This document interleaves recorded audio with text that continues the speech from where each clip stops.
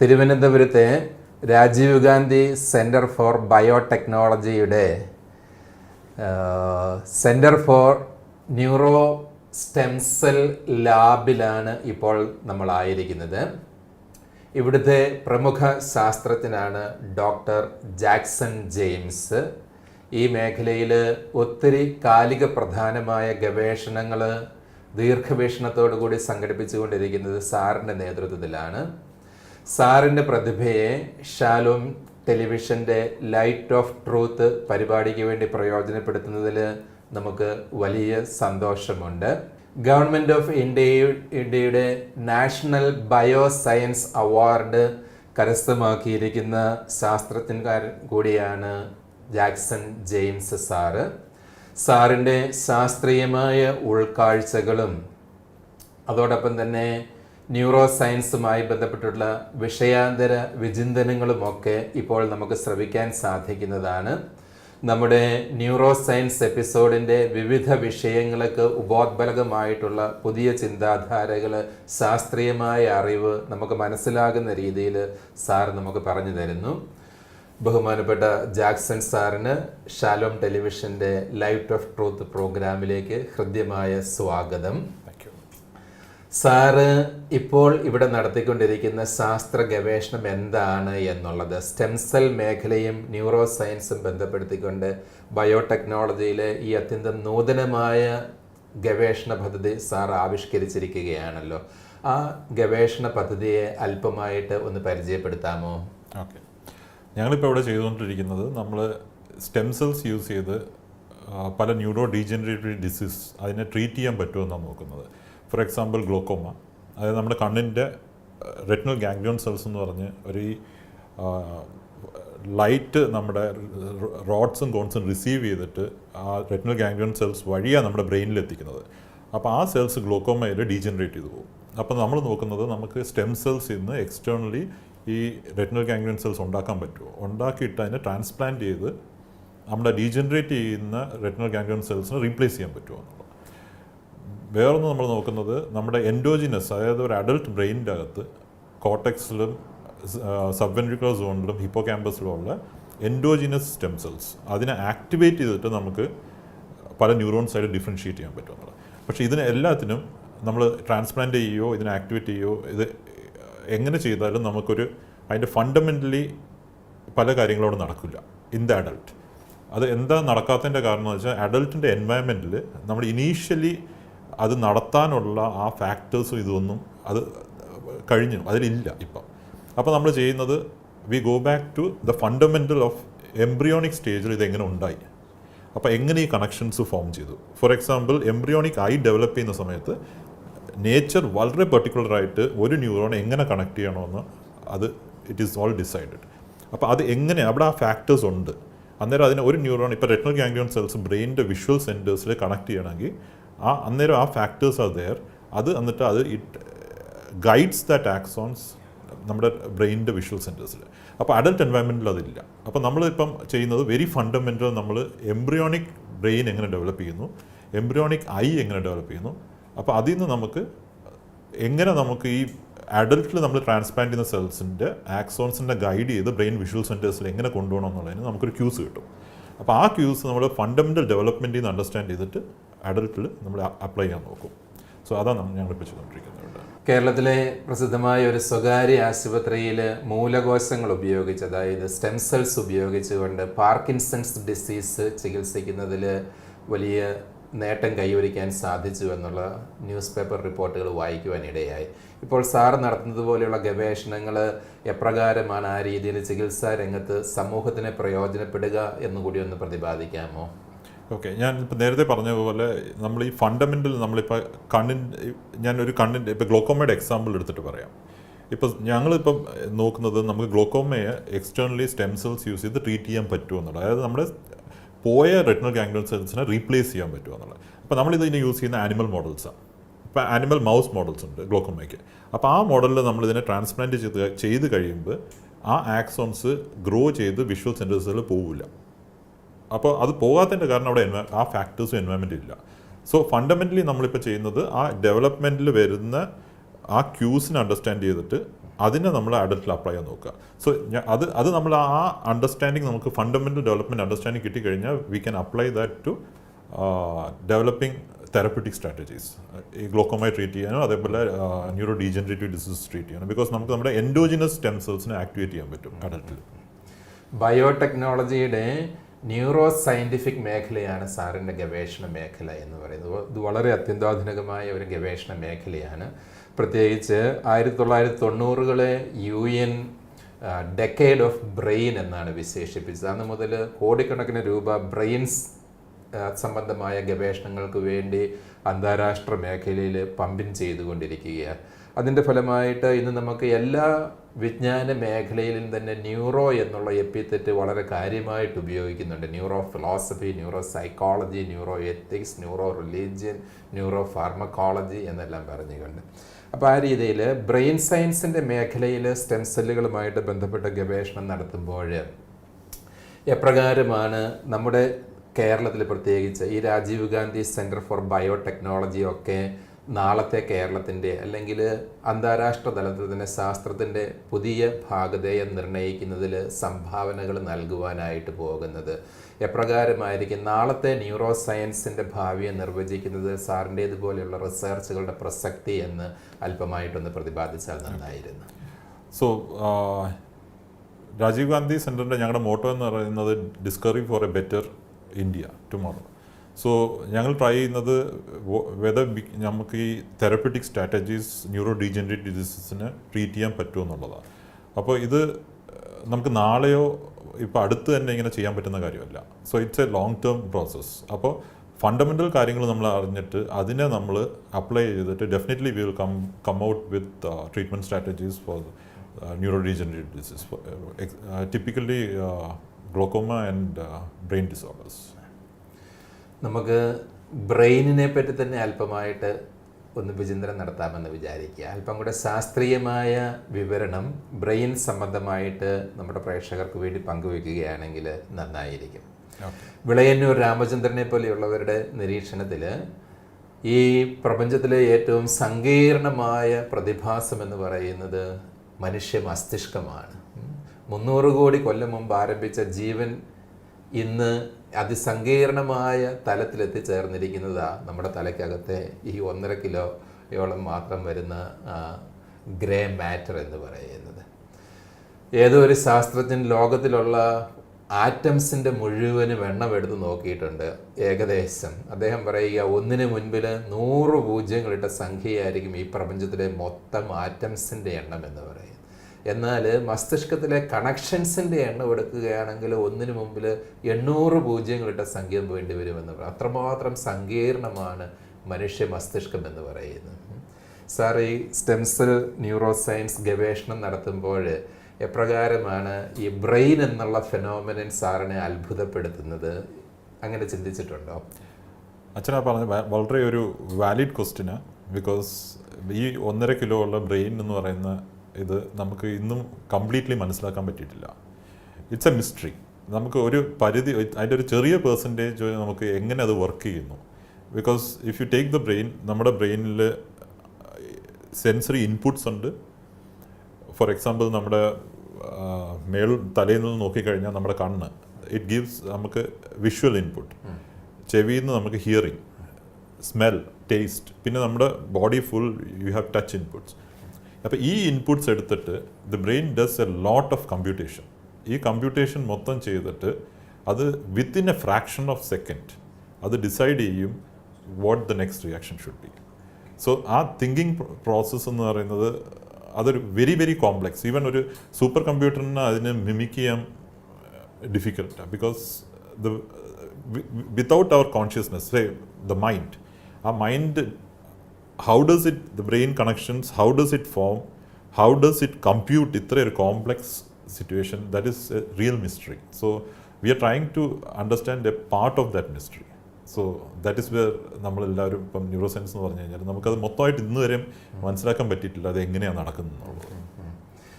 ഇതേ ബ്രെയിനിൻ്റെ കൃത്രിമ അഥവാ നിർമ്മിത ബുദ്ധി നിർമ്മിക്കുവാനുള്ള പരിശ്രമം ശാസ്ത്രത്തിന് വർഷങ്ങളായിട്ടുള്ളതാണ്. ഒരു 50-60 വർഷങ്ങളെങ്കിലും 1.5 നൂറ്റാണ്ട് മുമ്പ് തന്നെ മെക്കാനിക്കൽ ഫിലോസഫി ഓഫ് നേച്ചറും കാര്യങ്ങളും ഒക്കെ സ്ട്രോങ് ആയിരുന്ന കാലഘട്ടത്തിൽ തന്നെ കൃത്രിമ ബുദ്ധിക്ക് വേണ്ടിയുള്ള പരിശ്രമങ്ങളുണ്ട്. പക്ഷേ അന്ന് അതത്ര വലിയ മുന്നേറ്റം കൈവരിച്ചില്ല. കാരണം മനുഷ്യ മസ്തിഷ്കം അത്രമാത്രം സങ്കീർണമായിരുന്നത് കൊണ്ട്. ഇന്ന് കമ്പ്യൂട്ടർ ഇൻ്റലിജൻസിൻ്റെ സഹായത്തോടു കൂടി നമുക്ക് നിർമ്മിത ബുദ്ധി അഥവാ ആർട്ടിഫിഷ്യൽ ഇൻ്റലിജൻസ് ഒക്കെ സാധ്യമാകാനുള്ള സാങ്കത്യങ്ങൾ വർദ്ധിച്ചു വരികയാണ് എന്ന് പറയും. എപ്രകാരമാണ് സ്റ്റീഫൻ ഹോക്കിങ്ങിൻ്റെ അടുത്ത കാലത്തെ ഒരു പരാമർശം ഞാൻ ഓർക്കുകയാണ്. ഒരുപക്ഷെ നമ്മളൊക്കെ ഒരു അമ്മയുടെ ഉദരത്തിൽ ഫോം ചെയ്യപ്പെട്ടതുകൊണ്ടാണ് നമ്മുടെ മസ്തിഷ്കം വലുതാണ്, ബൃഹത്താണ്, എന്നാലും ചെറുതായിരിക്കുന്നത്. ഒരു അമ്മയുടെ ഗർഭപാത്രത്തിന് താങ്ങാൻ സാധിക്കുന്ന മസ്തിഷ്കത്തിന് വലിപ്പം ഇത്രയേ സാധിക്കുകയുള്ളൂ. എന്നെങ്കിലും നമുക്ക് ലബോറട്ടറിയിൽ ബ്രെയിൻ ഡെവലപ്പ് ചെയ്യുന്ന സാങ്കേതികവിദ്യ ആവിഷ്കരിക്കാൻ സാധിക്കുകയാണെങ്കിൽ സൂപ്പർ ഇൻ്റലിജൻ്റ് ഹ്യൂമൻസിനെ തന്നെ സൃഷ്ടിച്ചെടുക്കാൻ സാധിക്കുമെന്ന് അദ്ദേഹം വിഭാവനം ചെയ്യുകയായിരുന്നു. ഇത്തരം ചിന്താധാരകളെ സാറ് ഷെയർ ചെയ്യുന്നുണ്ടോ? അതിൻ്റെ ശാസ്ത്രീയമായ നമ്മൾ ശാസ്ത്രീയമായിട്ട് നോക്കിക്കഴിഞ്ഞാൽ നമുക്ക് നേച്ചറിനെ മിമിക് ചെയ്യുക എന്ന് പറഞ്ഞാൽ ഇന്നും അത് മൊത്തമായിട്ട് പറ്റിയിട്ടുള്ളൊരു കാര്യമല്ല. Because nature has made it ഒരു പെർഫെക്ഷൻ. ആ പെർഫെക്ഷൻ ഇന്ന് വരെ നമുക്ക് കൈവരിക്കാൻ പറ്റിയിട്ടില്ല.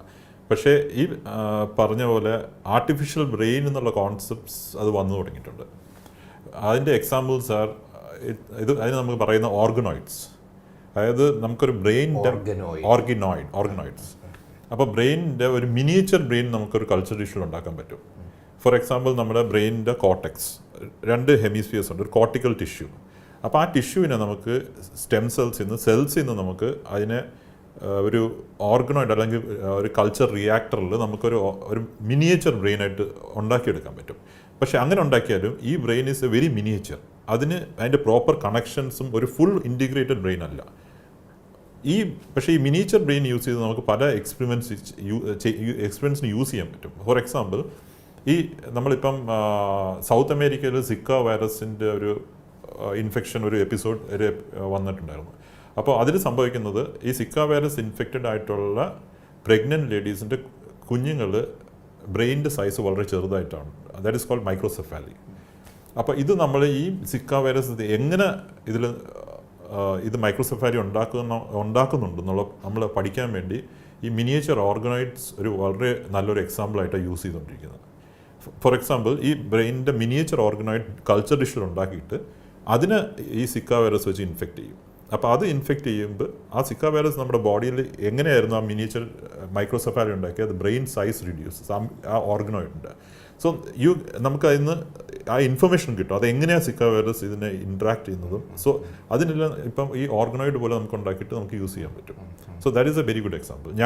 ഞങ്ങളുടെ ലാബിൽ ഓർഗനോയിഡ്സ് ഡെവലപ്പ് ചെയ്തുകൊണ്ടിരിക്കുക. അത് നമ്മൾ ചെയ്യുന്നത് എങ്ങനെ നമ്മുടെ സ്റ്റെം സെൽസ്, അതായത് സബ് വെൻട്രിക്കുലർ സോണിലുള്ള ബ്രെയിനിൻ്റെ വെൻട്രിക്കിളിൻ്റെ ഉള്ളിലത്തെ ലൈനിങ്ങിലുള്ള സ്റ്റെം സെൽസിന് എങ്ങനെ നമുക്ക് ഏത് സിഗ്നലിംഗ് മെക്കാനിസം, ഞങ്ങൾ നോക്കുന്നത് നോച്ച് എന്ന് പറഞ്ഞൊരു സിഗ്നലിംഗ് മെക്കാനിസം, എങ്ങനെയാണ് അത് നമ്മൾ അതിനെ ആ സ്റ്റെം സെൽസിനെ മെയിൻറ്റെയിൻ ചെയ്യുന്നത്, നമ്മുടെ അഡൽട്ടിൽ അത് എങ്ങനെ മെയിൻറ്റെയിൻ ചെയ്തിരിക്കുന്നു, and is this stem cells നമ്മുടെ എംബ്രിയോയിൽ ഉണ്ടായിരുന്ന സ്റ്റെം സെൽസ് ആണോ ഈ അഡൽട്ട് വരെ ഇങ്ങനെ വന്നിരിക്കുന്നത്, അത് എന്തുകൊണ്ട് ആക്ടിവേറ്റ് ആകുന്നില്ല, അഡൽട്ടിൽ അത് ക്വസ്റ്റൻ്റ്.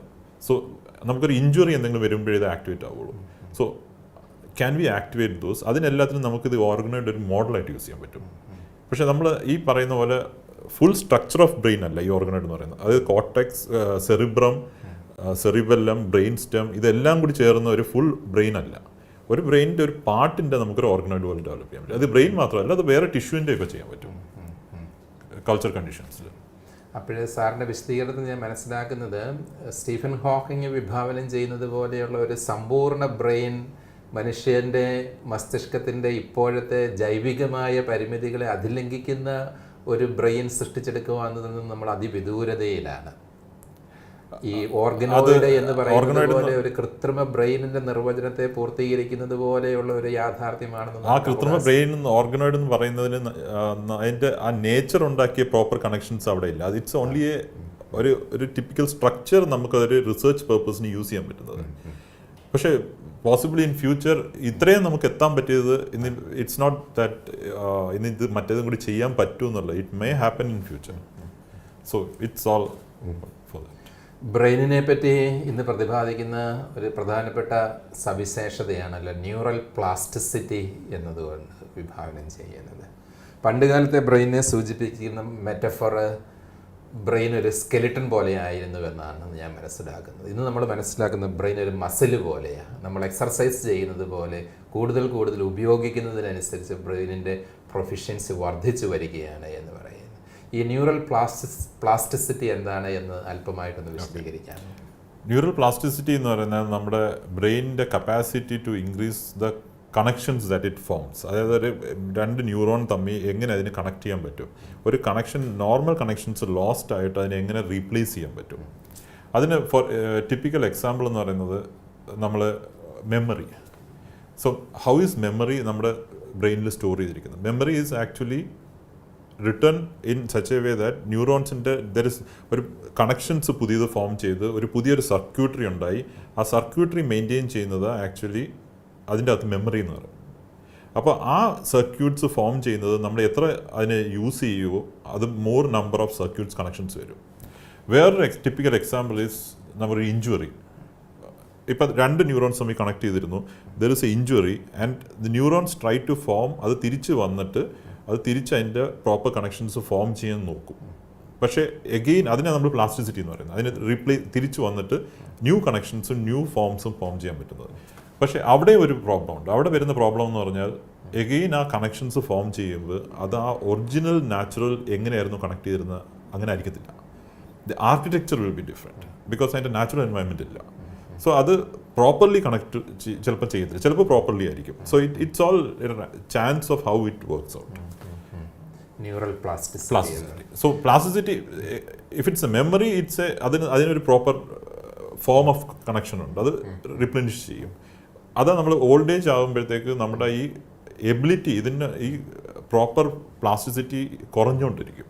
അതായത് എബിലിറ്റി ടു ഫോം നമ്മൾ റീപ്ലനിഷ് ചെയ്യാനും കണക്ട് ചെയ്യാനും ഉള്ള എബിലിറ്റി കുറയും. അതിന് ദാറ്റ് ഇസ് വൈ നമ്മളെ മെമ്മറിയും നമ്മൾ ലോസും വന്നുകൊണ്ടിരിക്കുന്നത്. ഇതുമായിട്ട് ഞാൻ വായിച്ചെടുത്ത ഒരു കാര്യം ഓർമ്മിക്കുകയാണ്. ഫ്രീ ഷൂട്ടിംഗ് കോച്ചിങ് കൊടുക്കുകയാണ് ബാസ്കറ്റ് ബോൾ കളിക്കുന്നവർക്ക്. കോച്ച് പറഞ്ഞു ആക്ച്വലി കോർട്ടിൽ പോയി 500 പ്രാവശ്യം വെച്ച് ഫ്രീ ഷൂട്ട് ചെയ്യുക 10 ദിവസം. വേറെ 5 പേരോട് പറഞ്ഞ് കട്ടിലുകൾ കടന്നുകൊണ്ട് മനസ്സിൽ ഫ്രീ ഷൂട്ട് എടുക്കുന്നതായിട്ട് പ്രാക്ടീസ് എടുക്കുക എന്ന് പറഞ്ഞു. പിന്നീട് 2 കൂട്ടരും തമ്മിൽ താരതമ്യ പഠനം നടത്തിയപ്പോൾ 80% കോറിലേഷൻ ഉണ്ടായിരുന്നു എന്നുള്ളതാണ്. ന്യൂറൽ പ്ലാസ്റ്റിസിറ്റിയുടെ വലിയൊരു ഇഫക്റ്റീവ്നെസ് ആയിട്ടാണ് ഇത് പറയുന്നത്. നമ്മുടെ മെൻ്റൽ പ്രോഗ്രാമിങ്, മെൻ്റലി നമ്മൾ എങ്ങനെ വിഭാവനം ചെയ്യുന്നോ ആ രീതിയിലുള്ള ക്യൂസ് ബ്രെയിനിൽ ഫോം ചെയ്യപ്പെടുന്നുണ്ടത്രേ എന്ന് പറയുന്നു. നമ്മളിപ്പം ഡ്രൈവ് ചെയ്യാൻ പഠിക്കുന്നതെന്ന് പറയുന്നതിന് ഒരു ബാലൻസിങ് ആണല്ലോ എന്ന് പറയുന്നത്. അപ്പോൾ രാമചന്ദ്രൻ നടത്തുന്ന ഒരു സുപ്രധാന നിരീക്ഷണമാണ്, പണ്ട് നമ്മൾ ചിന്തിച്ചിരുന്നത് വിഭിന്നമായിട്ട് ബ്രെയിൻ വയറിങ്സ് പുതുതായിട്ട് ഉണ്ടാക്കിയെടുക്കാനും റീവയറിങ് സാധ്യമാകുകയും ചെയ്യുമെന്നുള്ളതാണ്.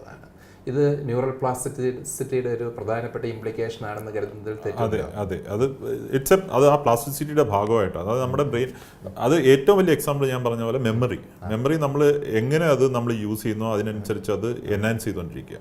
ഫോർ എക്സാമ്പിൾ നമ്മൾ ഈ അച്ഛൻ പറഞ്ഞ ഇപ്പം ഈ നമ്മുടെ സെറിബെല്ലോ നമ്മുടെ ബാലൻസ്, നമ്മളൊരു സൈക്കിൾ ചവിട്ടാൻ പഠിക്കുന്നു. അപ്പോൾ സൈക്കിൾ ചവിട്ടാൻ പഠിക്കുന്നത് നമ്മുടെ മെമ്മറിയിൽ ഇംപ്രിൻ്റ് ആയി. നമ്മൾ ഒരു പ്രാവശ്യം ആ ബാലൻസ് കിട്ടിക്കഴിഞ്ഞാൽ അത് ഇറ്റ് ഗോസ് ഓൺ, നമ്മുടെ ചെയ്യുന്നത് പോവില്ല. നമ്മൾ സൈക്കിളിൽ കയറിയിരിക്കുമ്പോൾ അതൊരു ബാലൻസ് ആയി നമുക്ക്. സോ ആ സെറിബെല്ലോ ഇങ്ങനത്തെ ബാലൻസിങ് ആക്ട്സ് ഇതെല്ലാം എൻക്രിപ്റ്റ് ചെയ്ത് വെക്കുന്നത്. സോ അവിടെ അതിന് ആ ന്യൂറോൺസിൻ്റെ കണക്ഷൻസ് ആ രീതിയിൽ വയറായി നമുക്കൊരു അങ്ങനത്തെ ഒരു സ്ട്രക്ചറൽ അവിടെ ഒരു ഫോം ചെയ്തു. അത് ഒരു സൈക്കിൾ ചവിട്ടാൻ പഠിക്കുന്ന ഒരു കുട്ടി പഠിക്കുന്നില്ലെങ്കിൽ, ആ ബാലൻസ് കിട്ടുന്നില്ലെങ്കിൽ അത് ഫോം ചെയ്യൂല. സോ അങ്ങനെ നമുക്ക് ഡിഫൈൻ ചെയ്യാം plasticity, like forming of connections and then maintaining the circuit. Very good sir. ഈ പറഞ്ഞ കാര്യങ്ങൾ തന്നെ ലളിതമായ ഭാഷയിൽ ബ്രെയിനിൻ്റെ ഒരു ജനറൽ അനാറ്റമി വിശദീകരിച്ചുകൊണ്ട് എപ്രകാരമാണ് ബ്രെയിൻ ഇത്രമാത്രം സങ്കീർണമായൊരു പ്രതിഭാസമായിരിക്കുന്നത് എന്ന് സാധാരണക്കാരന് മനസ്സിലാകുന്ന രീതിയിൽ ഒന്ന് ലളിതമായിട്ടൊന്ന് വിശദീകരിക്കാമോ? ഓക്കെ, നമ്മുടെ ബ്രെയിൻ എന്ന് പറഞ്ഞാൽ ഞാൻ ഈ ഒരു മോഡൽ യൂസ് ചെയ്തിട്ട് പറയാം. ഇതൊരു ചെറിയൊരു miniature model of the human brain ആണ്. പക്ഷേ ഇതിൽ പല പാർട്സും ഇല്ല. പക്ഷേ ഞാൻ ഇതിൻ്റെ മേജർ പാർട്ട് എന്ന് പറയുന്നത് ദ കോർട്ടെക്സ്, അതായത് നമ്മുടെ 1.5 കിലോ ഉള്ള ഒരു ബ്രെയിൻ ടിഷ്യൂ, വളരെ ജെല്ലി പോലെ ഇരിക്കുന്ന വളരെ ഫ്രജൈലായിട്ടുള്ളൊരു ടിഷ്യൂ ആണ്. സോ ഈ ഫ്രജൈലായിട്ടുള്ള ടിഷ്യൂവിനെ നമ്മുടെ സ്കളിൻ്റെ അകത്തും സ്പൈനൽ കോഡിൻ്റെ അകത്തും എൻക്യാപ്സുലേറ്റ് ചെയ്ത് വളരെ സേഫായിട്ട് വെച്ചേക്കുകയാണ്. ബിക്കോസ് നമ്മളിപ്പം compare it to a computer, ഒരു കമ്പ്യൂട്ടറിൻ്റെ CPU is the heart of that computer. അപ്പോൾ ആ CPU അങ്ങനെ പ്രൊട്ടക്റ്റ് ചെയ്ത് അതിൻ്റെ ഹീറ്റ് ഡെസിപ്പേറ്റ് ചെയ്ത് വളരെ ഇതായിട്ട്, അതേപോലെ തന്നെ നമ്മുടെ ബ്രെയിനിനെ, നമ്മുടെ ബോഡി വളരെ ഒരു സേഫ് ആയിട്ടുള്ള ഒരു സ്ഥലത്ത് ക്ലോസ് ചെയ്ത് വെച്ചേക്കാണ്. ആൻഡ് ഈ ബ്രെയിനിൻ്റെ അനാറ്റമി നോക്കിക്കഴിഞ്ഞാൽ നമുക്ക് മേജറായിട്ട് 2 ടൈപ്പായിട്ട് ഡിവൈഡ് ചെയ്യാം. ഒന്നെന്ന് പറഞ്ഞാൽ നമ്മുടെ central nervous system. Central nervous സിസ്റ്റമാണ് നമ്മുടെ തലയ്ക്കകത്തിരിക്കുന്ന ഹോൾ ബ്രെയിൻ ടിഷ്യൂ. അതിൻ്റെ താഴോട്ട് നമ്മൾ ഡിവൈഡ് ചെയ്യുകയാണെങ്കിൽ it's called peripheral nervous system. അപ്പോൾ ഈ സെൻട്രൽ നെർവസ് സിസ്റ്റത്തിന് തന്നെ നമുക്ക് 3 പാർട്ടുണ്ട് അതിനകത്ത്. ഒന്നെന്ന് പറഞ്ഞാൽ ഈ മെയിനായിട്ടുള്ള സെറിബ്രം. ഈ സെറിബ്രത്തിൻ്റെ താഴെ you have cerebellum which is called little brain. ഈ സെറിബെല്ലത്തിൻ്റെ താഴെയായിട്ട് you have the brain stem. ഇപ്പം ഇതിനെ നമ്മൾ ഡിവൈഡ് ചെയ്യുകയാണെങ്കിൽ ഈ സെറിബെല്ലം എന്ന് പറയുന്നത് നടുക്കൊരു ഫിഷറുണ്ട്, ഒരു ലോങ് ഫിഷർ. സോ ഈ ലോങ് ഫിഷറിൻ്റെ ബേസിസിൽ ഈ സെറിബെല്ലത്തിന് 2 ഹെമിസ്ഫിയേഴ്സ് ആയിട്ട്, left hemisphere and right hemisphere ആയിട്ട് ഡിവൈഡ് ചെയ്തിരിക്കുക. ഇനി ഈ ഹെമിസ്ഫിയേഴ്സിനെ തന്നെ ഒരു ഹെമിസ്ഫിയറിൽ 4 എഗെയിൻ അത് നമ്മുടെ ഈ ഫോൾഡിങ്സ്, അതായത് ഫിഷേഴ്സ്, ഈ ഫോൾഡിങ്സ് എന്തിനാണെന്ന് വെച്ചാൽ ഇതിന് നമ്മുടെ ബ്രെയിനിൻ്റെ ന്യൂറോൺസിൻ്റെ കപ്പാസിറ്റി കൂട്ടാൻ. അതായത് നമ്മളൊരു ഇങ്ങനെ നിവർന്നിരിക്കുന്ന ഒരു പേപ്പറാണെങ്കിൽ അതിൻ്റെ ലെങ്ത് വളരെ കുറവായിരിക്കും. അപ്പോൾ ആ പേപ്പർ നമ്മൾ മടക്കി ഇങ്ങനെ ഫോൾഡ്സ് ആക്കി വെച്ചാൽ നമുക്ക് കൂടുതൽ അതിൽ അക്കോമഡേറ്റ് ചെയ്യാൻ പറ്റും. സോ ഈ ഫിഷേഴ്സ് ഈ ബ്രെയിനിൻ്റെ കപ്പാസിറ്റി, അതായത് അതിൻ്റെ വോളിയത്തിനെ കൂട്ടാൻ വേണ്ടിയ ഫിഷേഴ്സ് ഉണ്ട്. അപ്പോൾ ഈ ഫിഷേഴ്സ് ഡിവൈഡ് ചെയ്തൊക്കെ എഗെയിൻ ദ സെറിബ്രൽ ഹെമിസ്ഫിയേഴ്സിനെ 4 ആയിട്ട് ഡിവൈഡ് ചെയ്തിട്ടുണ്ട്: frontal, temporal, occipital and parietal lobe.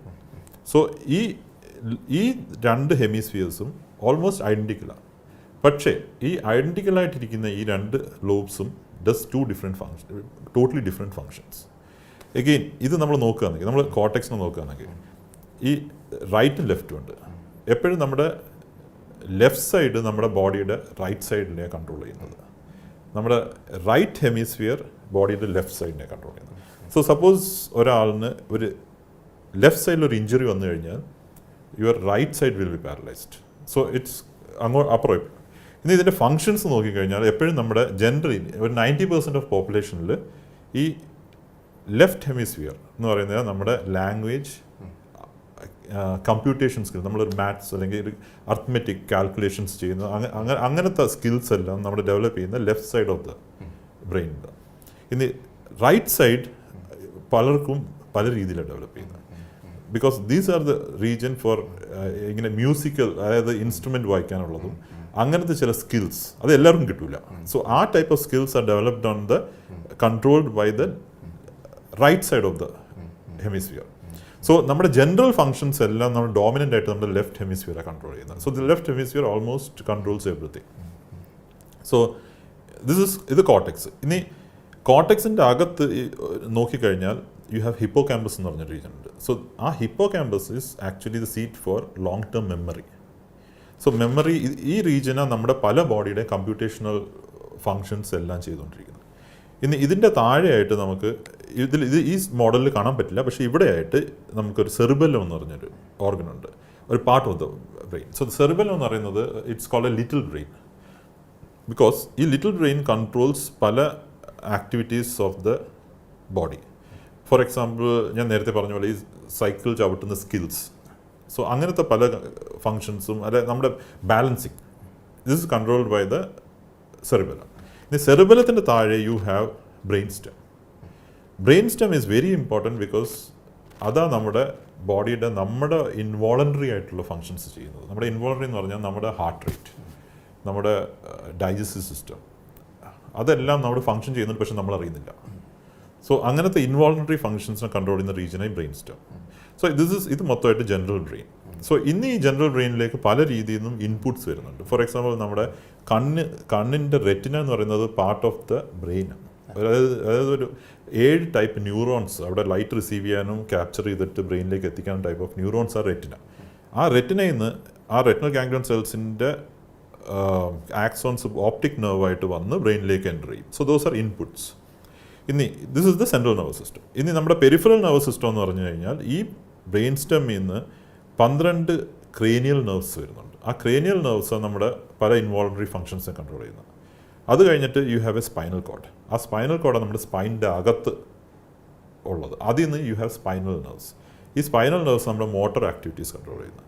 So ഈ ഇത്രയും കോംപ്ലക്സ് ആയിട്ടുള്ള ഒരു സ്ട്രക്ചർ നമ്മുടെ ബോഡിയിലുള്ള പല ഫങ്ഷൻസിനെയും within a fraction of second control ചെയ്തുകൊണ്ടിരിക്കുക. അത് based on inputs and the output. For example, നമ്മളൊരു ചൂടുവെള്ളം ഇരിക്കുന്നു, നമ്മളതിൽ ചൂടുവെള്ളത്തിനെ അറിയാതെ നമ്മൾ കൈ തൊടുന്നു. ആ ഫ്രാക്ഷൻ ഓഫ് സെക്കൻഡിൽ നമ്മുടെ സെൻസറി ഇതിൽ ഒരു ഇൻപുട്ട് പോയി കഴിഞ്ഞു. ബ്രെയിൻ അതിനെ കമ്പ്യൂട്ട് ചെയ്തിട്ട് മോട്ടോർ ന്യൂറോൺസ് വഴി നമ്മുടെ കൈ വലിക്കണമെന്നാണ്. അറ്റ് ദ സെയിം ടൈം നമ്മുടെ വിഷ്വൽ പെർസെപ്ഷൻ ആ മെറ്റീരിയലിനെ നോക്കുന്നു, അതായത് എവിടെയായിരുന്നു അത് ഉണ്ടായിരുന്നത്. സോ ഇതെല്ലാം ഒരു എ ഫ്രാക്ഷൻ ഓഫ് സെക്കൻഡിൽ ഒരു കമ്പ്യൂട്ടേഷൻ നടന്നുകൊണ്ടിരിക്കുക അവിടെ. So this is the general how the brain functions, ഒരു structure and function of the brain. വളരെ രസകരമായ വിശദീകരണമായിരുന്നു സാധാരണക്കാരന് മനസ്സിലാകുന്ന രീതിയിൽ.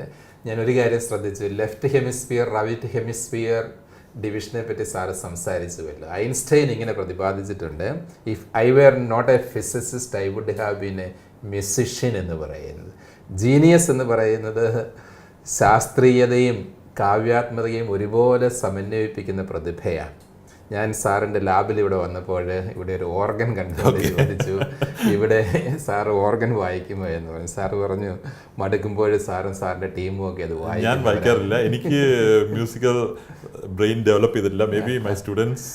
ഏതായാലും അത് നല്ലൊരു സംസ്കൃതിയാണ്. നമ്മുടെ ശാസ്ത്രകാരന്മാർ ഇതുപോലെയുള്ള കാവ്യാത്മകതയും കൂടി ഡെവലപ്പ് ചെയ്ത് വരുന്നു എന്ന് പറയുന്നത്. അതേതായാലും സാറിൻ്റെ ബയോസയൻസ് ലാബിന് ഒരു അഡീഷണൽ മെറിറ്റായിട്ട് ഞാൻ മനസ്സിലാക്കുകയാണ്. ലെഫ്റ്റ് ഹെമിസ്ഫിയർ മാത്രമല്ല, റൈറ്റ് ഹെമിസ്ഫിയർ, കവിതയും കലയും സാഹിത്യവും ഒക്കെ കൂടി ഇവിടെ സമന്വയിപ്പിക്കപ്പെടുന്നു എന്നുള്ളത് വലിയൊരു കാര്യമായിട്ട് എനിക്ക് തോന്നുകയാണ്. ആധുനിക ന്യൂറോ സയൻസ് ഗവേഷണ മേഖലയുടെ വലിയൊരു സ്വപ്നമാണ് മനുഷ്യൻ്റെ പരിമിതികളെ അതിലംഘിച്ച് പോവുക എന്ന് പറയുന്നത്. ഞങ്ങൾ ഫിലോസഫേഴ്സ് അതിനെപ്പറ്റി പറയുമ്പോൾ ട്രാൻസ് ഹ്യൂമനിസം എന്നൊക്കെ പറയും. ഇപ്പോൾ പറക്കാൻ നമുക്ക് സാധിക്കുന്നില്ല, ഒരുപക്ഷെ പറക്കാനുള്ള ജീനുകളെ നമ്മൾ ഡെവലപ്പ് ചെയ്യുവാണെങ്കിൽ ഭാവിയിൽ സാധിക്കുമെന്ന് അവകാശപ്പെടുന്നവരൊക്കെ ഉണ്ട് എന്ന് പറയുന്നു. Brain machine interface, bionic eyes, bionic limbs മുതലായവയൊക്കെ കൂട്ടിച്ചേർത്തുകൊണ്ട് അംഗപരിമിതി ഉള്ളവരുടെ പ്രശ്നങ്ങൾ കൂടി പരിഹരിച്ച് കൊടുക്കാൻ ഉള്ള പരിശ്രമങ്ങൾ ഒരുപാട് നടക്കുന്നുണ്ട്. ഇത്തരണത്തിലുള്ള ഈ ബയോണിക് ലിംസിൻ്റെയൊക്കെ സാധ്യതയെ എപ്രകാരമാണ് സാറ് വിലയിരുത്തുന്നത്? അഥവാ മനുഷ്യൻ്റെ പരിമിതികളെ അതിലംഘിക്കുന്നതോടൊപ്പം തന്നെ അംഗവൈകല്യങ്ങളെ ഒഴിവാക്കുന്നതോടൊപ്പം തന്നെ മനുഷ്യൻ എന്നുള്ള ആ പ്രോജക്റ്റിന് കൂടുതൽ സാധ്യതകൾ എപ്രകാരം തുറന്നു തരാൻ റിയലിസ്റ്റിക് ആയിട്ട് ചിന്തിച്ചാൽ ബ്രെയിൻ സയൻസിന് സാധിക്കുന്നുണ്ട് എന്ന് സാറൊന്ന് ചിന്തിച്ച് പറയാമോ? സോ നമ്മളീ പറഞ്ഞ ബ്രെയിൻ മെഷീൻ ഇൻ്റർഫേസ് എന്ന് പറയുന്നത് ഒരു ആർട്ടിഫിഷ്യൽ ഇൻ്റലിജൻസ് എന്ന് പറയുന്നത്. സോ ഞാനത് നമ്മുടെ ഹ്യൂമൻ ബോഡി, അതായത് ബയോണിക് ഇതിൽ പറയുന്നതിന് മുമ്പ് ഞാൻ വേറെ കപ്പിൾ ഓഫ് എക്സാമ്പിൾസ് പറയാം. ബിക്കോസ് ഇത് നമ്മുടെ എവറി ഡേ ലൈഫിൽ ഓൾറെഡി വന്നു കഴിഞ്ഞു. അതായത് what is artificial intelligence? Artificial intelligence എന്ന് പറഞ്ഞു കഴിഞ്ഞാൽ എങ്ങനെയായിരുന്നു നമ്മുടെ ബ്രെയിൻ ഒരു കമ്പ്യൂട്ടേഷൻ ചെയ്തിട്ട്, അല്ലെങ്കിൽ എങ്ങനെയായിരുന്നു നമ്മുടെ ബ്രെയിനിന് ഒരു സപ്പോർട്ട് വേണ്ട. ഫോർ എക്സാമ്പിൾ, നമ്മുടെ ബ്രെയിനിന് ഞാൻ നാളെ ഇതിപ്പോൾ എൻ്റെ ഫ്രണ്ടിൽ എന്തെങ്കിലും ഒരു വണ്ടി വരുന്നുണ്ടെങ്കിൽ ഞാനത് എന്ത് ചെയ്യണമെന്ന് ആ ബ്രെയിനിന് ആരും പറഞ്ഞു കൊടുക്കണ്ട. അത് ഒരു പ്രാവശ്യം പഠിച്ചു കഴിഞ്ഞാൽ അത് we know how to do. അപ്പോൾ മെഷീനിന് അങ്ങനെയൊന്നും ചെയ്യാൻ പറ്റില്ല. അപ്പോൾ മെഷീൻ അതൊരു ലേണിംഗ് പ്രോസസ്സാണ്. മെഷീൻ പഠിച്ചിട്ട് അതിന് റെപ്ലിക്കേറ്റ് ചെയ്യാൻ നോക്കും. അതിന് ഒരു low level of artificial intelligence. അത് ഫോർ എക്സാമ്പിൾ നമ്മുടെ മൊബൈൽ ഫോൺസിൽ ഇപ്പോൾ ആപ്പിളിൻ്റെ ആണെങ്കിൽ സിറി എന്ന് പറഞ്ഞാൽ, അല്ലെങ്കിൽ ഗൂഗിൾ നമ്മുടെ സോഫ്റ്റ്വെയർസ് ഉണ്ട്. അപ്പോൾ നമ്മൾ അതിൻ്റെ അടുത്ത് നിങ്ങൾ ചോദിച്ചു കഴിഞ്ഞാൽ അത് ഉടനെ നെറ്റിൽ പോയി തപ്പിയിട്ട് അത് കൊണ്ടുവന്ന് തരും. സോ ഇതൊരു low level of artificial intelligence. Because നമ്മൾ ചോദിക്കുന്നതും അതിനെ പഠിപ്പിച്ചിട്ടുള്ളതും അത് ചെയ്തുകൊണ്ടിരിക്കുകയാണ്. ഇതേപോലെ കുറച്ചും കൂടി ഹയർ ഓർഡർ നമ്മൾ നോക്കിക്കഴിഞ്ഞാൽ നമ്മുടെ ഇപ്പം US-ലൊക്കെ ഓൾറെഡി പത്രത്തിൽ നമ്മൾ വായിച്ചു കാണും ഈ സെൽഫ് ഡ്രിവൺ വെഹിക്കിൾസ്. സോ ആ വെഹിക്കിളിന് ഡ്രൈവർ വേണ്ട. സോ അതിലും ചെയ്യുന്നതെന്ന് വെച്ചാൽ നമ്മുടെ റോഡിൽ അവിടെ ഈ പ്രോപ്പർ ലൈനിങ് കാണും. അപ്പോൾ അത് ലൈൻസിൻ്റെ സെൻസ് ചെയ്യും, ട്രാക്കിൻ്റെ അകത്ത് നിൽക്കും, ഫ്രണ്ടിലുള്ള ബാക്കിലുള്ള വെഹിക്കിൾസിന് സെൻസ് ചെയ്യും, എന്നിട്ട് അതിനനുസരിച്ച് അഡ്ജസ്റ്റ് ചെയ്ത് പോകും. എഗെയിൻ അത് ലേൺ ചെയ്തുകൊണ്ടിരിക്കുക. അപ്പോൾ ഒരു അഡ്വേഴ്സ് സിറ്റുവേഷനിലേക്ക് വന്നാൽ എന്ത് ചെയ്യണം എന്നുള്ളത്. പക്ഷേ എഗെയിൻ അതിന് there are limitation because it's not like our brain. So ഇങ്ങനത്തെ കാര്യങ്ങളെല്ലാം നമ്മുടെ ഇപ്പോൾ എവറിഡേ ലൈഫിൽ വന്നു തുടങ്ങിയിട്ടുണ്ട്. അതായത് ആർട്ടിഫിഷ്യൽ ഇൻ്റലിജൻസ് യൂസ് ചെയ്തിട്ട് we are doing lot of things. So അതൊരു ന്യൂ തിങ് അല്ല ഇപ്പം. നൗ കമ്മിങ് ടു നമ്മുടെ ഓർഗൻസ് അല്ലെങ്കിൽ ബയോണിക്, ഇത് ഒരു ഫാസ്റ്റ് ഗ്രോയിങ് ഫീൽഡാണ്. ബിക്കോസ് നമുക്കിപ്പം ആർട്ടിഫിഷ്യലി നമ്മുടെ ബോഡി ലിംസ് അല്ലെങ്കിൽ ഐ ഡെവലപ്പ് ചെയ്യാൻ പറ്റും. ഈ അടുത്ത് തന്നെ ലാസ്റ്റ് ഇയർ ഞാൻ ന്യൂറോ സയൻസ് മീറ്റിങ്ങിന് സാൻഡിയോഗയിൽ പോയിട്ടുണ്ടായിരുന്നു. അപ്പോൾ അവിടെ അവർ ദിസ് വാസ് ലൈവ് ഡെമോൺസ്ട്രേഷൻ. ഒരു കമ്പനി ഈ ആർട്ടിഫിഷ്യൽ ആം, അത് ആ കമ്പനിയിൽ തന്നെ ഒരു ആംബിറ്റേറ്റഡ് ആൾ ഡെമോൺസ്ട്രേറ്റ് ചെയ്തുകൊണ്ടിരിക്കുകയായിരുന്നു. It's a bionic arm. So ഈ ആമിന് അയാൾക്ക് ഹീറ്റ് ഫീൽ ചെയ്യാം. ഹീറ്റ് ഫീൽ ചെയ്തിട്ട് അയാളൊരു ഹോട്ട് ഗ്ലാസ് ഓഫ് വാട്ടർ എടുക്കുന്നുണ്ടെങ്കിൽ it can feel and it can react accordingly. So അത് ചെയ്തിരിക്കുന്നത് അയാളുടെ ആംബിറ്റേറ്റഡ് ലിംബിൻ്റെ അറ്റത്തത് ഘടിപ്പിച്ചിരിക്കുകയാണ്. ആൻഡ് ദാറ്റ് ആർട്ടിഫിഷ്യൽ ആം നമ്മുടെ അയാൾ എന്ത് ചിന്തിക്കുന്നോ ആ ബ്രെയിൻ വേവ്സിന് അത് പിക്ക് ചെയ്യാൻ പറ്റും. അത് പിക്ക് ചെയ്തിട്ട് അതിൻ്റെ ഇൻപുട്സ്, അതായത് ഫോർ എക്സാമ്പിൾ ഹോട്ട് വാട്ടർ ആണെങ്കിൽ ആ ഇൻപുട്ട് അതിന് കമ്പ്യൂട്ട് ചെയ്യാൻ പറ്റും. ആ കമ്പ്യൂട്ട് ചെയ്യുന്നത് നമ്മുടെ ബ്രെയിൻ എങ്ങനെ കമ്പ്യൂട്ട് ചെയ്യുന്ന പോലെ അത് കമ്പ്യൂട്ട് ചെയ്തിട്ട് അതിനനുസരിച്ച് റിയാക്ട് ചെയ്യും. So these are all like artificially recreate ചെയ്യുക. ഇപ്പോൾ അച്ഛൻ ചോദിച്ച പോലെ ബയോണിക് ഐ ഒരു ഡെവലപ്മെൻറ്റൽ സ്റ്റേജിലാണ്. ഫോർ എക്സാമ്പിൾ ഇത് ചെയ്യുന്നത് എങ്ങനെയാണെന്ന് വെച്ചാൽ, ഇതൊരു നമ്മുടെ ക്യാമറയിൽ നമ്മളൊരു ഇമേജ് വരുന്നു, ആ ഇമേജിനെ നമ്മൾ ക്യാപ്ചർ ചെയ്ത് വെക്കുന്നു. നമ്മുടെ നെർവ്സും കണ്ടക്ട് ചെയ്യുന്നത് ഇലക്ട്രിക്കൽ കറണ്ടാണ്. അപ്പോൾ ഒരു ന്യൂറോൺ എന്ന് പറയുന്നത് അതിൻ്റെ ഒരു ബ്രെയിനിൻ്റെ അല്ലെങ്കിൽ ഒരു ടോട്ടൽ ഇതിൻ്റെ ഒരു സിംഗിൾ യൂണിറ്റ്, അത് കണ്ടക്ട് ചെയ്യുന്നത് ഇലക്ട്രിക്കൽ കറണ്ടാണ്, പീക്കോ ആംസിലുള്ള കറണ്ട്. അപ്പോൾ ഈ ക്യാമറയുടെ ഔട്ട്പുട്ടിനെ ഒരു ഇലക്ട്രിക്കൽ സിഗ്നലായിട്ട് കൺവേർട്ട് ചെയ്യും. എന്നിട്ട് you have electrodes in the I, അതായത് ഓപ്റ്റിക് നെർവിലേക്ക്. എന്നിട്ട് ഈ സിഗ്നൽസ് ഓപ്റ്റിക് നെർവിലേക്ക് പാസ് ചെയ്ത് കഴിഞ്ഞാൽ ബ്രെയിനിന് ഒരു റഫ് ഇമേജ് ഓഫ്, അതായത് അങ്ങനെ ടെസ്റ്റ് ചെയ്തിട്ടുള്ള ഇതിൽ അവർക്ക് ഫുള്ളായിട്ട് കാണാൻ പറ്റത്തില്ല, but the person can differentiate to some extent between light and dark. So ഒരു ബ്ലൈൻഡ് എന്നുള്ള ആളിന് ഒരു ലൈറ്റ് ആൻഡ് ഡാർക്ക് തമ്മിൽ കാണുന്ന തന്നെ ഒരു വലിയ കാര്യമാണ്, ഒരു ഇമേജ് ഫോം ചെയ്യുന്നേക്കാൾ. സോ ആർട്ടിഫിഷ്യൽ ഇൻ്റലിജൻസ് അങ്ങനെ ശരിക്കും അത് മെഷീൻ ഇൻ്റർഫേസ് ആയിട്ട് വന്നുകൊണ്ടിരിക്കുകയാണ്. So it can be done. Sir നേരത്തെ സൂചിപ്പിച്ച ഓർഗനോയിഡ്, ഇതിൻ്റെ അല്പം ഭാവാത്മകമായിട്ട് സ്പെക്കുലേറ്റീവായിട്ട് ചിന്തിക്കുന്നതേ ഉള്ളൂ. ഇന്ന് തത്വശാസ്ത്രത്തിലൊക്കെ ഉപയോഗിക്കുന്ന ഒരു ടെർമിനോളജിയാണ് സയൻസുമായിട്ട് സംബന്ധിക്കുമ്പോൾ പോസ്റ്റ് ഹ്യൂമൻ എന്ന് പറയുന്നത്. നമ്മുടെ ഈ മനുഷ്യൻ എന്ന് പറയുന്ന ഹോമോസാപ്പിയൻസ് ഇപ്പോഴുള്ള അവസ്ഥയിലുള്ളതല്ല, ആയിരിക്കണമെന്ന് നിർബന്ധമില്ല. മനുഷ്യ പരിണാമത്തിൻ്റെ തന്നെ അവസാനത്തെ ദശ എന്ന് പറയുന്നത് സാങ്കേതിക വിദ്യയുമായിട്ടുള്ള സംവാദം വഴിയായിട്ട് ഒരുപക്ഷെ നമ്മൾ ഉത്തരമാനുഷിക മനുഷ്യരായി മാറിയേക്കാൻ പോലും. പോസ്റ്റ് ഹ്യൂമൻ അതിന് പറയുന്ന പ്രധാനപ്പെട്ട സാങ്കത്യം പല ടെക്നോളജികളുടെ കൺവേർജൻസാണ്. Nano technology, biotechnology, information technology, ഇപ്പോഴത്തെ 4th ഇൻഡസ്ട്രിയൽ റവല്യൂഷനെ പറ്റി നമ്മൾ പറയുന്നുണ്ട്. ഇതെല്ലാം കൂടെ സമന്വയിപ്പിക്കുമ്പോൾ ഇതെനിക്ക് എന്നിലൽപ്പം സന്ദേഹങ്ങൾ ജനിപ്പിക്കുന്നുണ്ട്. എത്രമാത്രം റിയലിസ്റ്റിക് ആണ് ഇങ്ങനെയുള്ള കാര്യങ്ങൾ എന്ന് പറയുന്നത്. സാരെന്ത് ചിന്തിക്കുന്നു? നമുക്ക് ഈ പോസ്റ്റ് ഹ്യൂമൻ സ്പീഷീസ് ലെവലിലേക്ക് ഇവോൾവ് ചെയ്യാൻ ശുഭാപ്തി വിശ്വാസം പുലർത്താൻ സാധിക്കുമോ? അതൊരു നല്ല ഡെവലപ്മെൻ്റ് ആയിരിക്കുമോ? സാറിൻ്റെ വ്യക്തിഗതമായ നിഗമനങ്ങൾ അതേപ്പറ്റി ഒന്ന് പങ്കുവെച്ചാലും മതി. നമ്മൾ പോസ്റ്റ് ഹ്യൂമൻ എന്ന് പറയുമ്പോഴത്തേക്ക് അച്ഛൻ ഉദ്ദേശിച്ച ഒരു സൂപ്പർ നാച്ചുറൽ, അതെ, സ്വർഗീയമോ ആത്മീയമോ എന്നുള്ളതല്ല. നമ്മൾ ഇപ്പം നമ്മുടെ ചിന്തയ്ക്ക് പരിമിതിയുണ്ട്. ആർട്ടിഫിഷ്യൽ ഇൻ്റലിജൻസ് നമുക്ക് വരികയാണെങ്കിൽ നമ്മുടെ മെമ്മറി ഇൻഫിനിറ്റ് ആവാം. നമ്മുടെ ഇപ്പോഴത്തെ തന്നെ ബ്രെയിനെ ഇൻ്റർനെറ്റുമായിട്ട് കണക്ട് ചെയ്യുകയാണെങ്കിൽ ട്രാൻസെൻഡൻസ് എന്ന് പറയുന്ന ഫിലിം വിഭാവനം ചെയ്യുന്നത് പോലെ നമ്മൾ ഒരു തരത്തിൽ ഓംനിഷ്യൻ്റ് ആയിട്ട് മാറുകയാണ്. അപ്പോൾ ഇപ്പോഴുള്ള മനുഷ്യാവസ്ഥയുടെ പരിമിതികളൊക്കെ അതിലംഘിക്കുന്ന ഒരു ഹ്യൂമൻ സ്പീഷീസ്, അതാണ് പോസ്റ്റ് ഹ്യൂമൻ എന്ന് പറയുന്നത്. അങ്ങനത്തെ ഇത് റിയലിസ്റ്റിക് ആയിട്ട് ചിന്തിച്ചാൽ അതിന് സാങ്കത്യം ഉണ്ടോ? ഒരു ശാസ്ത്രകാരൻ എന്നത് ചിന്തിക്കുമ്പോൾ സാറിന് എന്ത് തോന്നുന്നു എന്നുള്ള വ്യക്തി, അത് ശാസ്ത്രീയമായിട്ട് നമുക്ക് സ്ഥിരീകരിക്കാൻ പറ്റുന്ന കാര്യമല്ല. ശാസ്ത്രത്തിൽ എങ്ങനെ ചിന്തിക്കുന്നു എന്നറിയാനുള്ള കൗതുകം കൊണ്ട് മാത്രം ഈ ചോദ്യം.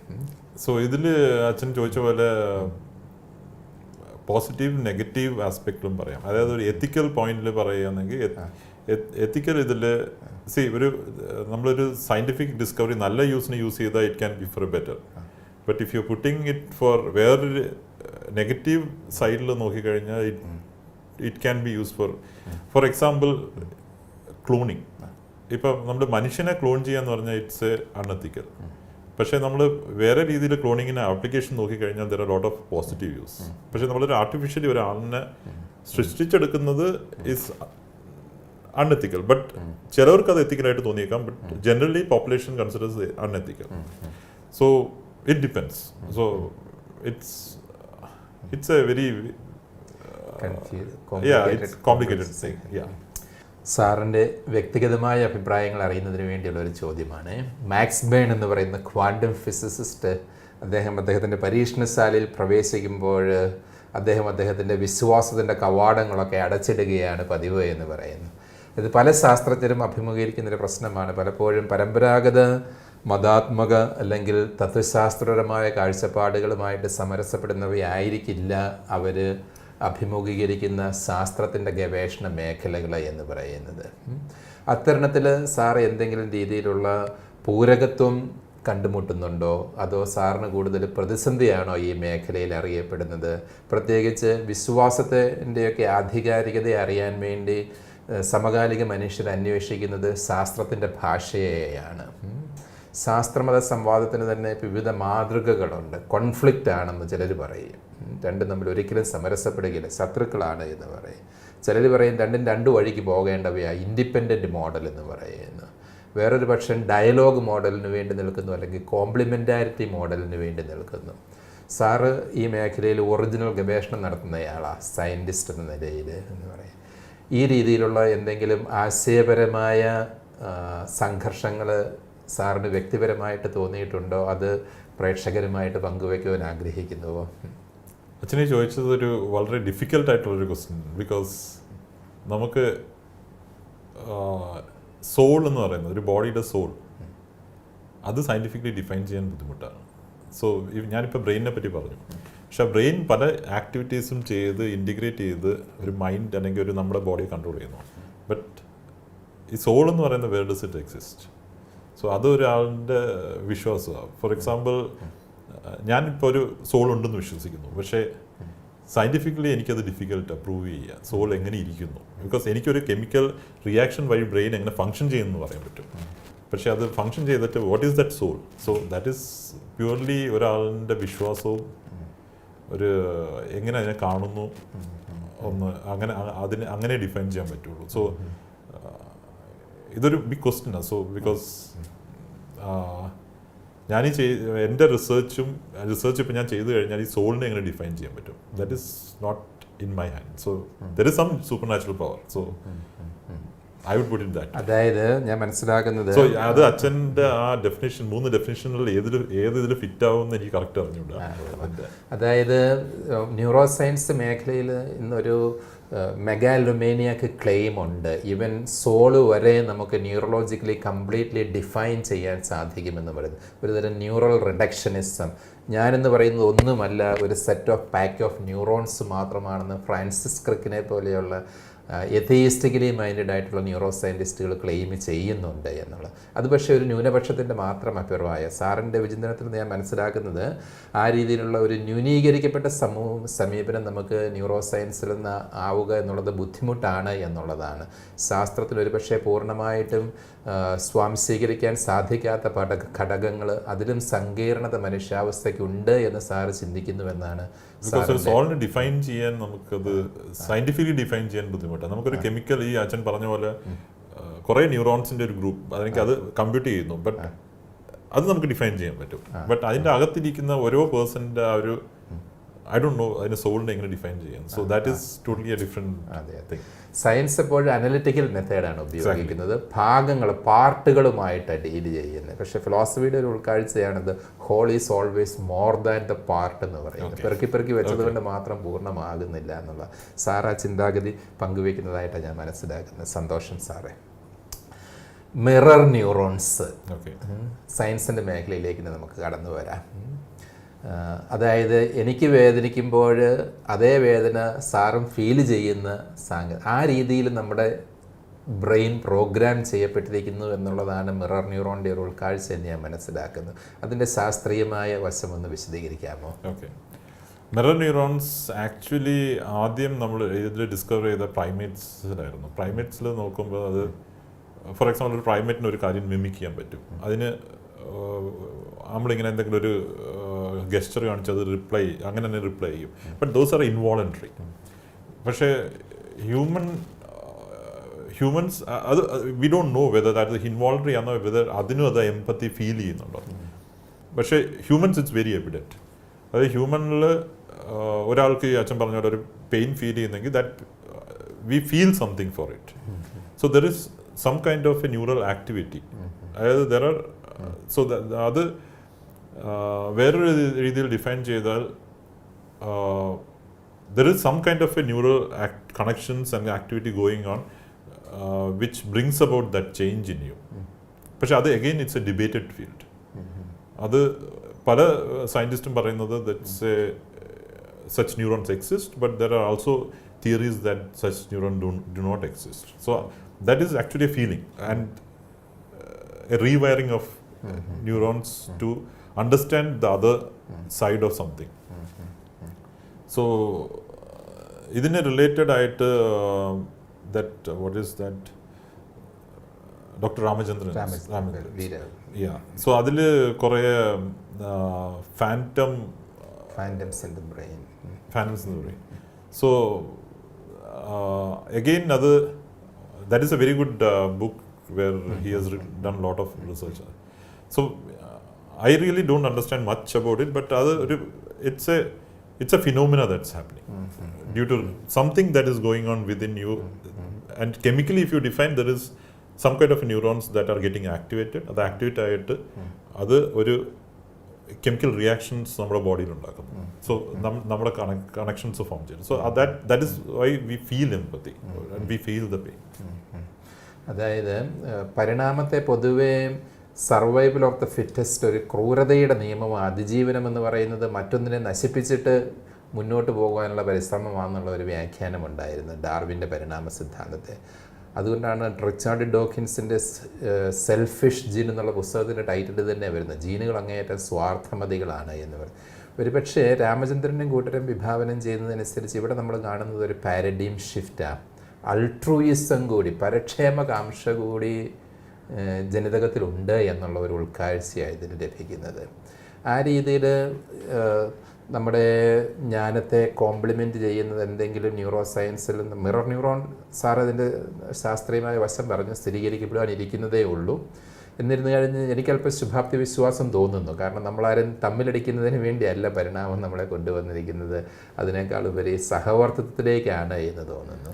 പക്ഷേ എവല്യൂഷൻ്റെ theories are actually correct because survival of the fittest എന്ന് പറയുമ്പോൾ നമ്മൾ ആ എൻവയൺമെൻറ്റിൽ ജീവിക്കാൻ പറ്റുന്ന ഫിറ്റസ്റ്റ് ആയിട്ട് ഉള്ള ഒരു ജീവി അല്ലെങ്കിൽ ഒരു ഓർഗാനിസം, അതിന് മാത്രമേ നെക്സ്റ്റ് റീപ്രൊഡ്യൂസ് ചെയ്ത് നെക്സ്റ്റ് ഒരു ഫിറ്റായിട്ടുള്ള ഒരു പ്രോജനിലേക്ക് പോകാൻ പറ്റൂ. അതായത് നേച്ചറിന് എപ്പോഴും വേണ്ടത് you make the organism survive.